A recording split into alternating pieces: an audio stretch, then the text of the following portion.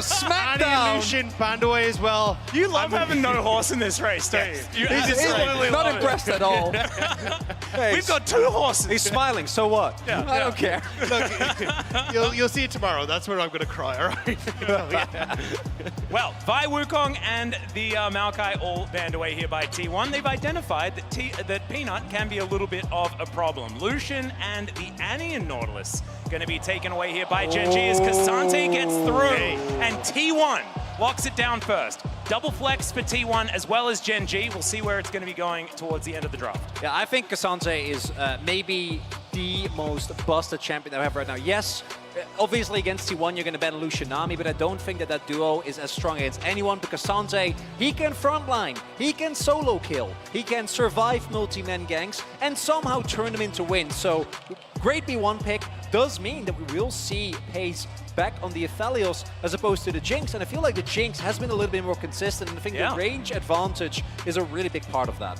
Yeah, especially if you're not able to get as many as the beefcakes in front of you. And I mean, Cassante already off to a good start, so it does feel like you're just going to end up trading this across. But a bit of a change up here. Perhaps see if it is going to be the early game junglers that are coming through for Peanut to see if they can have a bit more of that early game control. Oh, the Peanut Poppy to come out here, of course. Peanut has in the past played a fantastic Poppy, hasn't been playing it very much recently, as he was alluding to the fact that T1 likely to pick up an AP jungler. But Gumushi right now looking at the Xayah for that bottom side of the map. It looks like a movement away from the Jinx is happening here as the Xayah will be locked in. I got to call back. I got to call back to the 5th game against KT Rolster that T1 played. Yeah. Because that was a 5th game that they were able to win, and it was off of the back of this duo in the bot lane. Gumayushi and Keria in a late game team fight. I think we've seen like 3 times already this tournament because that was such a pivotal moment.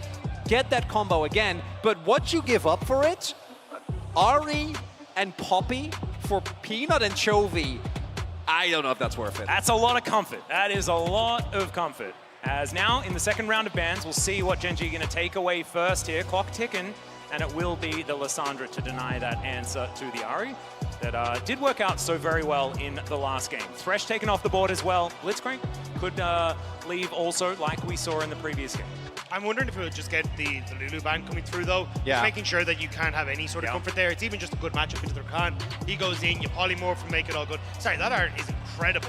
But yeah, I think the big one is just going to be a case of making sure the pace doesn't have that comfort, because as everyone has pointed out, a huge amount of this has been a case of these AD carries have been performing. How well can we try and stop that from occurring? Well, now let's see what Genji is going to prioritize. Could lock in a top laner, but that is dangerous because you do give counter pick over to T1. Could just be a support here to leave that one up and available as Delight. Thinking about the cow, and there it is. We had a cowbell before. I think we're going to need to bring that one out yet again. So Delight picking up something new for this series. See how it is going to work out. Fair bit of teamfight prowess there and compare with the Poppy very well. I'm curious what the plan is here then for Doran, because it definitely feels like you are alleviating the fact that Doran has to go for an engage tool here, because realistically you don't have the strongest engage right now apart from the Alistar, so maybe we get something cute coming out from Doran. And holding onto the flex, here is T1. Now Rumble can go mid or top lane, and Genji will still not really know where things are going. Of course, one of them going to have to be picked into the Ahri, and maybe the Cassante would do better there, but we'll see where they're going to go otherwise. That is a Gragas. So who's jungling, gentlemen? We actually don't know. Like, this could be a throwback to the Rumble jungle. It's not like he was nearly as strong as he was a couple of MSIs ago, but that is a possibility. It could be obviously just mid Gragas, which we've seen Faker bring back this year. But I don't think we can say for certainty, which makes it really hard for Genji. Yeah, I think it is a lot of the flexibility that they're trying to keep, but I also think it's a big takeaway, because Doran probably would have liked to provide that front line there, have the Gragas to try and at least do something in these matchups, but now taking that away, we will see Doran go back to another late game scaling carry, but definitely something that hasn't been as strong. So good thing that Delight does have this Alistar, because he's going to be so crucial for setting up these fights for Genji. Still swapping, still swapping, still swapping. We'll see where it does land. It looks like it's going to be the Rumble on the top side, Owner in the jungle there on the Gragas, and Faker's Cassante in that mid lane. We kind of expected the Cassante to be used mid. We'll see how Chovy is going to be able to deal with it. Faker with... Okay, never mind. Okay, so it will be the Rumble in the jungle. I hope that he picks the skin. He needs the Rumble in the jungle skin in order to play jungle. He does more damage to jungle camps with the Rumble in the jungle skin. That's not actually true, but I like to think that it is. And I want to highlight as well that obviously you want to wait till the last possible second to give the least amount of time for Gen G to plan for this. When it comes to these drafts, T1's draft to me is a bit of a question mark if they can execute on it, but I think the power of Rakan, Gragas, and Cassante with 2 high damage carries is insane. And Doran on Gwen didn't look that good in game number 1. Now, Gen G have looked completely different in the other games, but is that enough? We'll have to find out as we hop onto the Rift here for game number 5, our first of MSI 2023. And it's between Gen G and T1, the rematch of the LCK Spring 2023 Grand Final. Oh man, see who's going to be able to stay alive in this upper bracket and who is going to fall to the lower, because after like a series like this, it's so much worse for the mental to then go into the lower bracket. You're so much more susceptible if a series goes this long and then you barely don't manage to pick up the win. And guys, last time we saw the Rumble in the Jungle, it was Canyon in 2021 in the final of MSI. And it was a loss. Yeah, I remember that one. Oh. Remember the you remember who it was against, Dagda? I think it was an LPL team. Can you maybe say their name? Yeah, there was an LPL team that won a lot of MSIs, wasn't it? Yeah, was it RNG? Yeah. RNG, yeah. RNG, yeah. I think it's golden. Sorry, that joke goes way too far back. Never mind. Okay, so T1 setting up for the early game. No shenanigans to start this one off. We have to do that check after all of the Scions that we'd seen prior, but no Scion means no problem as far as this early game setup. So, Gen G moving on in, looks like a topside start for them. Just standing away from this ward for now, as Chovy will be able to get that one cleared. Doran going to help out with that. And that's quite big, because it means that there isn't actually any knowledge for T1 for certain where Peanut is going to go. The Poppy Peanut in particular is notorious for just flashing over Dragon Walls. Yeah. Very early on, did it all the time last summer. So him not being known, I think, is a really big win here for Gen Z in the early game. And it's going to mean that T1, specifically the bot lane, I think, need to play it a little bit safer. And gentlemen, after we do get out of this pick and ban, moving into this game, who do we think has the edge as far as these drafts are concerned? Because it has been a really long time since we've seen the Rumble in the jungle, and T1 have taken some risks, I guess, with something that isn't necessarily as tried and tested. It's really hard for me to try and say right now, because I'm trying to like work through, I think something like a Gwen can actually do very well into a team fight against T1, right? Because Gumayusi, relatively short range for an AD carry. If you can actually snipe out Gumayusi with a lot of these ultimate procs from the Gwen, it can deal major damage and make these team fights very hard for Guma. But on the opposite side, I mean, Paze has so many things that he needs to try and deal with. The Equalizer, Carrier trying to jump onto, Faker even potentially doing Zeus casks, and that's where it becomes very hard to really say. I think a huge amount of this is execution, and can Guma get into the deal the damage? At the same time, last game, Paze was a Jinx with effectively no peel besides just his teammates, right? There was no Kench, there was no Thresh, and he stayed alive against that composition. So I find it very hard as well, because what I love about the T1 comp is that this is a comp that effectively plays itself, right? You go in with Cassante, with Rakan, and with the Gragas, and then you blow up whoever is in front of you. And really, I think the only thing that you are really going to struggle with is Peanut with that Steadfast presence. But I actually really like the Alistar here, so I'm leading to the conclusion that I actually have no idea. As I'm arguing in circles, I like both compositions, and I think the first few skirmishes, getting, for example, this Rumble ahead, might make the complete outlook of the game completely different. But that's exactly where I want this Game 5 to be. I want to see how both these teams can go head-to-head on two excellent comps where you're going to have to see exactly, like, can you try and have major upsets with, like, Gumayusi flying in on feathers, flashing forward, killing off Paze maybe in the backline, or can Delight find those big knock-up combos in the backline as well? Like, so much of this game is going to come down to execution and skill expression. And when you're in a Game 5 against two of the best teams the LCK has produced, that's exactly where I want this game to be. Well, we'll just have to see where the first point of contention is going to be. Right now, just laning, okay, Delight. Gonna try and find himself a knockup. Does have to flash to get out of the way of the grand entrance there as T1 getting frisky. Ona now moving down towards this bottom side, and with no flash on the Alistar, could be dangerous. They did have a ward, so they are able to back themselves away. Well, I was just about to say, it would be very LCK for now nothing to happen for like 15 minutes. Yeah. It was waiting for a fight to break out, but fortunately, Carrier able to force a flash there of the light. Really has to respect, right, the fact that Gumayushi, if he gets the Fatal Recall, can take him down. Post 6, Light not really going to be worried about that anymore, as he will have his ultimate available. But for now, really need to respect, and I do agree with you, Dagda. I think the bot lane matchup, getting someone ahead there, has been a really big part of whichever team is at least able to get a lead and take control of the map in the series. Nice response to the charm there from Faker, but still going to lose out on this trade in this mid lane. And the thing I want to talk about is the top lane, because we've been talking a lot about the Gragas of Doran all series long.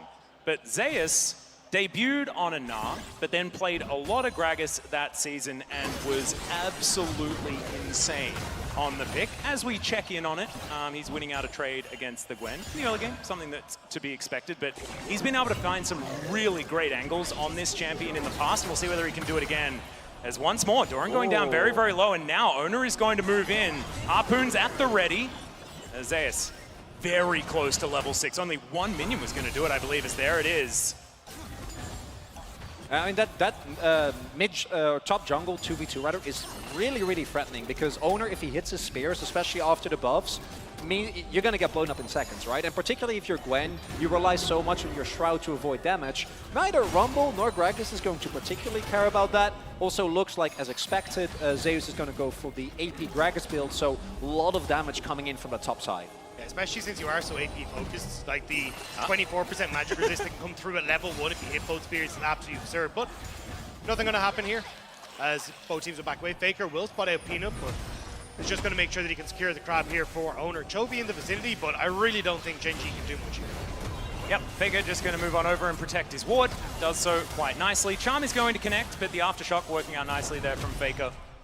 And still going to go down low, but he's Cassante. Just doesn't really care about that whatsoever. Gets to work on these minions.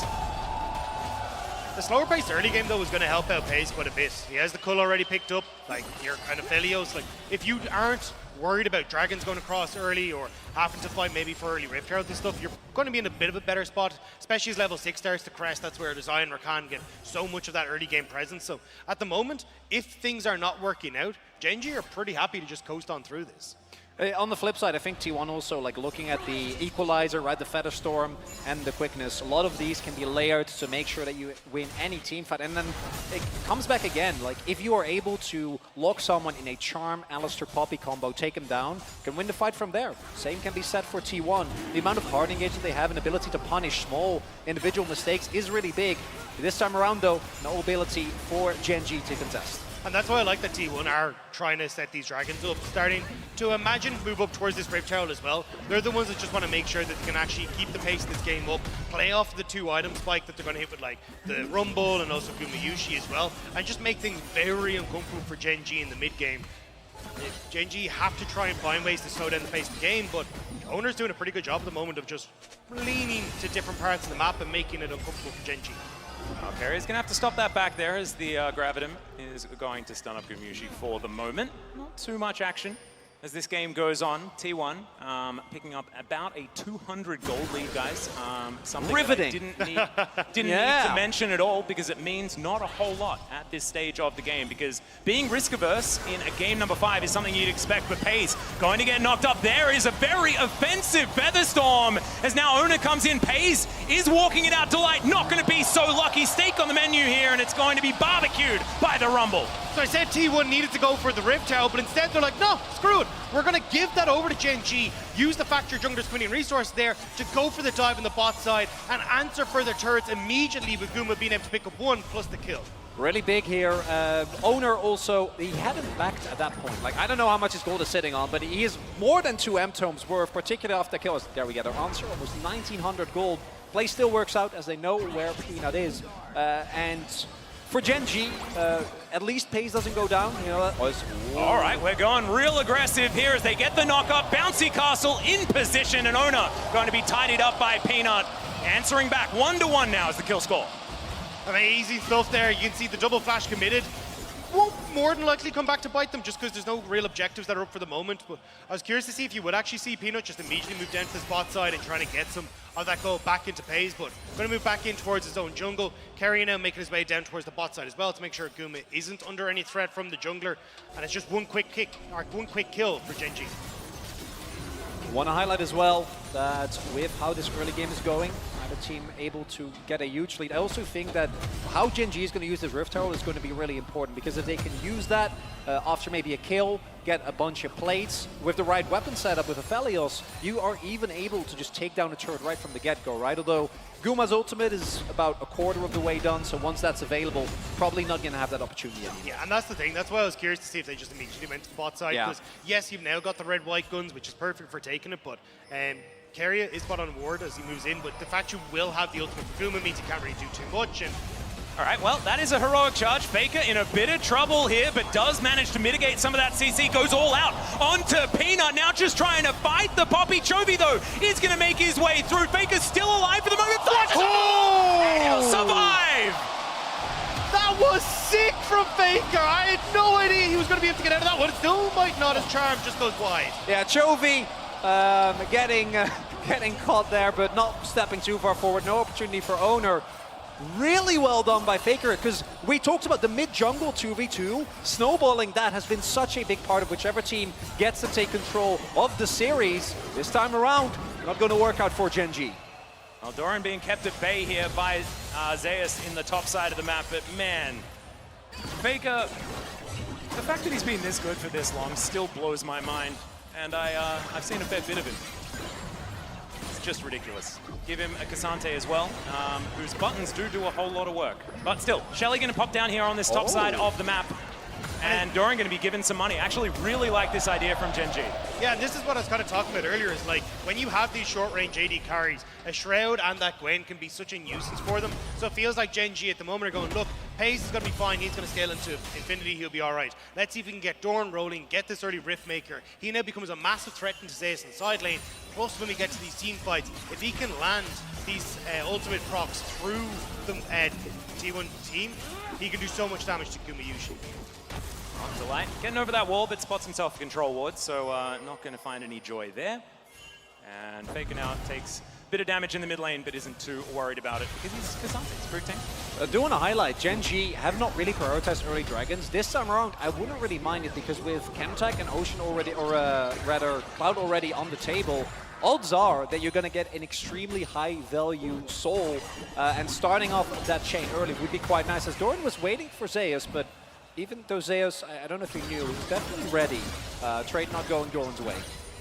Yeah, the AP Gragas actually having a pretty good time here in this lane so far. Oh yeah. So as the dust is settling, the reverse it's extremely even. We have another plate going down here. Carrier going to lock that one up. Says thanks for the extra bit of cash. As Faker's going to have his back stopped, and now Doran in a little bit of trouble here. Zeus continuing to go aggressive. Still, he's Gwen. Does have his leeching there and things like that. Should be all right. Looking for a back timer. If that's game one, they're both throwing their ultimates, and they're going for the all-in. Like we're throwing everything, but now both of them have teleport available. I wouldn't be surprised if we're going to see some pretty heavy aggression towards this dragon here. I think that's the big one, is having those up and available for the dragon fight is going to be so crucial. Faker trying to make sure he can get this wave pushed in. Will trade some of his health bar for it. Joby not quite able to get the Everfrost, but you will see in River already Gumayushi and Keria taking position. Owner going to be coming across in a second. And if T1 can control vision here, you setting up for Keria with the big ult onto Owner, that's where you can find success here for T1. Without Peanut there, though, it looks like Gen G's saying, hey, we don't really need to go for this. Still on the top side of the map, looking for a back right now. And looks like they don't want to take the risk of trying to fight for the Drake early here. I was about to say, I'm curious to see what Chovy does, because you can push in mid, which he's just done, and lean to the top side, potentially look for a dive at Peanut, but Peanut gone for the reset as well. Looks like Gen G don't want to cross map at all. They're just going to say, look, we're going to take this slow, make sure that we're trying to match in case they immediately try to move into bot or mid, and not let Pays fall behind in this one. Well, further. Ocean Soul is going to happen, so Mal, we get one of yours. Nice. So triple Dagda, an Orcs, and a Chronicler. Yeah. Love to see it. I miss out. No Atlas yet, Yeah, but you have plenty. There has been a Cloud Drake in every game, and I'll take that, you know? So we've had 5. So 5 have gone down. So that's more than, you know, a regular game. Yeah. So I think it's I'll nice. take that. I think it's neat. Riftmaker done for Doran here. That's a really, really big spike for the Gwen. And if we look at how some of these champions use, right, the Ocean Soul, Gwen to me is the main one. She already feels extremely unfair once she builds up enough AP. The amount of sustain that she gets from her needles and her Q is kind of insane. And let me tell you, if you add an Ocean Soul on top of that, that top lane 1v1 is not going to be sustainable anymore. Feels like it sounds like it started raining in here. And I actually kind of love that because we've got an Ocean Soul. Thank you so much, London, for that one. As now Atmospheric. That's the Shirley being started here, down to 4,000 health as Gen G are looking for the team fight. Good knock up onto Carrier, but he gets himself out. Phenomenal equalizer, right in the right position. Carrier has to get out of there, though. He's very, very low. The feathers get pulled back, but no joy is almost there from Doran, and it's going to be Chovy that finishes that one off. Collects another kill, doesn't get the charm, as T1 now just trying to get themselves to safety. And by the end, nothing happens. Well, Carrier went down. Carrier went down. In trade for the Rift Herald, so it's an even trade. Good enough. What I want to highlight there is both the setup from T1, the bait that they were setting up with Zeus, hiding in the pit, and then the response time that we see here. Crucially, this is after Peanut misses the ultimate. That could have been a game-deciding factor. Draw your attention to the flash that's about to come out here. Man. But even though he doesn't go down, crucially, Pace is still zoned away from the fight as Doran. Yeah, Doran could be in a little bit of trouble here. His own is going to move up, lands the harpoons, and Doran not as immune as he wants to be. Just going to get taken down there. Owner collects his second of the game. And not quite the best look there for Doran. Doesn't realize that Zeus managed to stick around in the bush, but you can kind of get the idea that Gen G are going for here, which is, hey look, Chovy's going to be fine on the side lane. Let's stick Doran, who's got that Riftmaker completed off on the side as well. But now, Delight, you don't have the members on the map that you want to, so he'll be forced to back away. Yep, just going to clop his way out of there. Is now Faker in a little bit of trouble. Peanut trying to keep him in position. Goes all out. We've seen this one before. We'll see whether Faker can once again survive it as Chovy is looking to say no. As he gets over the wall, the charm still connects. And Chovy's going to collect it with the Foxfire. Just about able to finish that one off. Faker, not surprised to see Peanut rock up, but now Rift out on the mid will get one charge. The classic Faker. It's Faker for turret. That's a lot invested though, and they're going to get a first break and a subsequent charge. Yeah, there is the ultimate to come through from Peanut as they flash away. Gumayushi making sure that he keeps himself safe, but won't have that summoner spell for the next engage. It didn't want to end up getting caught by Delight. I wasn't sure if Delight was going to invest it, but you see it here as Chronicler was saying, a huge amount invested. Yeah, because even though they are able, this is one of the reasons why Cassante is so highly prioritized. Even though they do end up getting him, look at how much time he wastes, right? And not just time, Chovy is forced to invest his flash just to make sure that they actually get the kill, and because of all the ultimates, all the time, all the cooldowns invested, T1 then gets the mid lane play. We do see Gen G trade back a little bit. If they could have actually started the fight, would have been amazing, but they only get Guma's flash, which, well, good. It is Xayah, so there is a lot of innate safety nonetheless.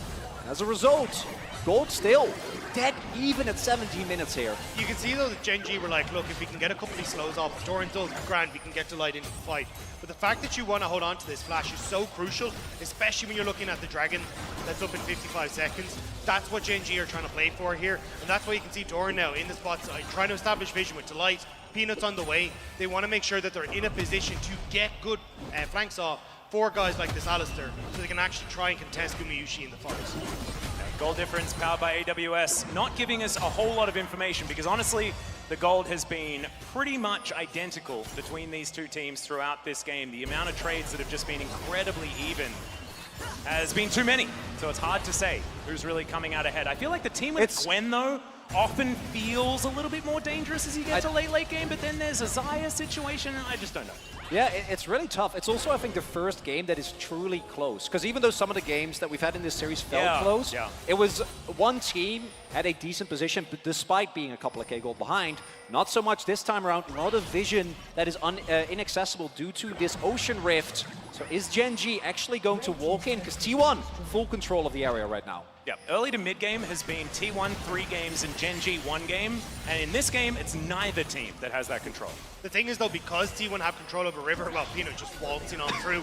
Doran wasn't able to defend that bot lane turret, so now you can kind of see Doran doesn't have control, so Genji now trying to bring it back, but at least Pei's isolated. You got to take a step back and make sure the AD carry's coming with you. You got to be really careful. You can't fight in these corridors. If you get comboed with feathers and an equalizer, it's unplayable, and it looks like Genji have been slowed down too much, unable to make their way over to the Dragon. Yep, not going to be able to get in there. Too much control, and T1 will get themselves Soul Point. So Ocean Soul, in 5 minutes' time, is going to be the fight that they're looking for. Speaking of fights, Chovy looking for an opportunity. They managed to get the Feather Storm, actually a big cooldown, but with the fact that they just took the Dragon, it's likely that they're going to be able to wait out that cooldown. Yeah, I mean, look, yes, our Baron's up in 12 seconds' time. Oh yeah, that means that there is a Baron fight within the next 3 minutes, right? Yeah. Well, true. But you still have Flash that's about to come up for Gumayushi, so he'll be all right. Like, there's no real threat that Genji are going to be able to put off. It was a nice attempt, kind of just like, hey, look, we'll see if you can fish for something. As now, they're going to see if they can get Faker on this top end. Well, Peanut biding his time, not wanting to give his position away, as Faker going to mitigate the CC, and we'll just walk away. So, not going to get too much excitement, action, and things like that. Yeah, I think after try 1 and 2, they're like, is it even if we get him, is it really worth it? And in this case, they also don't have topside control, and if Owner does end up showing up, the 2v2 is a much different situation than if you'd just be 1 versus 2. All right, gentlemen, I want to play a game. At Oh, no. what time Oh, no. is the gold lead going to be over 1,000? 26 minutes. 26 minutes for Dagda, Chronicler, and what about you? I'm going to say 24. I think someone is going to get Baron. So 24 minutes? Yeah. How about you? Okay, I'm thinking 22. So I have a feeling. Oh, 22. Yeah. So I have a feeling what'll happen is we'll get to next Dragon. Genji are like, okay, do we really care about Ocean Soul? Not particularly. Let's just try and bait Baron, which means that then one person on T1 gets Dragon, and then we just have this Baron dance indefinitely until Boulder. Why I'm does going to he be have wrong in 45 seconds. Why does he have a reason? I'm not understanding. That's not the point of this game. Stop explaining it so well, Dagda. Yeah, I actually feel even more stupid Sorry, for I'm the new picking guy. a time that's very right? silly. I'm trying to work it out. Come on, you know? man. No, it's okay. Well, we'll have another game coming up. If this is still going to move relatively slowly, there'll be plenty more games. Totally fine. Hang on, 30 seconds away from being wrong. As Peanut. Keep that I can counter move going. on. Yeah, got to make sure we stay on top of it. Carrier gets back to base just fine. And okay, so what are we at? About 500. Yeah, it's not naturally gonna. It's not just gonna happen. No, I got There's something 12 needs seconds. to go. 12 seconds. Chovy, can you get a kill in 12 seconds? Well, if not, if you miss all your abilities. Okay, there we go. And is going to move back and pick up the minion wave as Genji just getting control around the Baron Pit. Understandable into T1. Against other teams at around 20 minutes into the game, maybe you wouldn't necessarily need to invest this much vision around this area, but against T1, you definitely have to. So I want to highlight, as And we I'm see, wrong. Owner, thank you for that, very important. Owner actually going for death cap second here, so like really trying to max out the AP that he gets and just toast his opponents in the shortest amounts of time. Quickly, it's also done for Gumayushi. Did go for Kraken, which we've seen more and more. Does mean that some of the maneuverability in a fight and the really big feather combos are a lot harder to hit.